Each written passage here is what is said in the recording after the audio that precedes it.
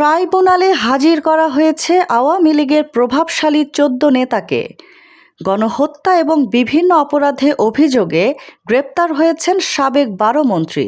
তারা সহ মোট ১৪ জনকে আন্তর্জাতিক অপরাধ ট্রাইব্যুনালে হাজির করা হয়েছে আজ। যাদেরকে হাজির করা হয়েছে তারা হলেন সাবেক মন্ত্রী আনিসুল হক, ফারুক খান, ডাক্তার দীপুমণি, শাহজাহান খান, রাশেদ খান মেনন, হাসানুল হক ইনু, জুনায়েদ আহমেদ পলক, সালমান এফ রহমান, ডক্টর তৌফিক ইলাহি চৌধুরী, কামাল আহমেদ মজুমদার, গোলাম দস্তগীর গাজী, অবসরপ্রাপ্ত বিচারপতি শামসুদ্দিন চৌধুরী মানিক ও সাবেক স্বরাষ্ট্র সচিব জাহাঙ্গীর আলম। এদিকে অসুস্থ থাকার কারণে ডক্টর আব্দুর রাজ্জাককে আনা হয়নি বলে জানা গেছে। আওয়ামী লীগ সরকার আমলের এই প্রভাবশালী ১৪ নেতা ও আমলাকে আজকে আনা হয়েছে আন্তর্জাতিক অপরাধ ট্রাইব্যুনালে।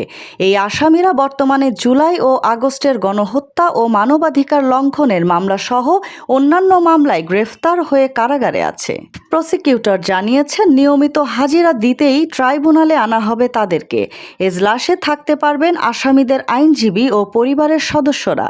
গত ১৭ অক্টোবর আন্তর্জাতিক অপরাধ ট্রাইব্যুনালের চেয়ারম্যান বিচারপতি মোহাম্মদ গোলাম মর্তুজা মজুমদারের নেতৃত্বে ৩ সদস্যের বিচারিক প্যানেল তাদের হাজির করার আদেশ দেন। প্রসঙ্গত, গণ অভ্যুত্থানের মুখে গত ৫ আগস্ট দেশ ত্যাগ করেন শেখ হাসিনা। ৮ আগস্ট নোবেলজয়ী অধ্যাপক ডক্টর মোহাম্মদ ইউনূসের নেতৃত্বাধীন অন্তর্বর্তীকালীন সরকার যাত্রা শুরু করে। এরপর ঢাকাসহ দেশের বিভিন্ন স্থানে শেখ হাসিনা সহ আওয়ামী লীগ সরকারের সাবেক মন্ত্রী, প্রতিমন্ত্রী, এমপি, বিভিন্ন অঙ্গ সংগঠনের নেতাকর্মীদের বিরুদ্ধে শত শত হত্যা মামলা দায়ের করা হয়। এর মধ্যে বেশ কিছু মামলায় গ্রেফতার হয়ে আগস্ট মাস থেকে কারাগারে আছেন ট্রাইব্যুনালের পরোয়ানাভুক্ত আসামিরা। অক্টোবর মাসে সরকার পুনর্গঠন করে আন্তর্জাতিক অপরাধ ট্রাইব্যুনাল শেখ হাসিনা সহ ৪৬ জনের বিরুদ্ধে গ্রেফতারি পরোয়ানা জারির মধ্য দিয়ে গত ১৭ অক্টোবর যাত্রা শুরু করে ট্রাইব্যুনাল। ইতিমধ্যে শেখ হাসিনার বিরুদ্ধে রেড অ্যালার্ট জারি করতে ইন্টারপোলের কাছে চিঠি দিয়েছে চিফ প্রসিকিউটর।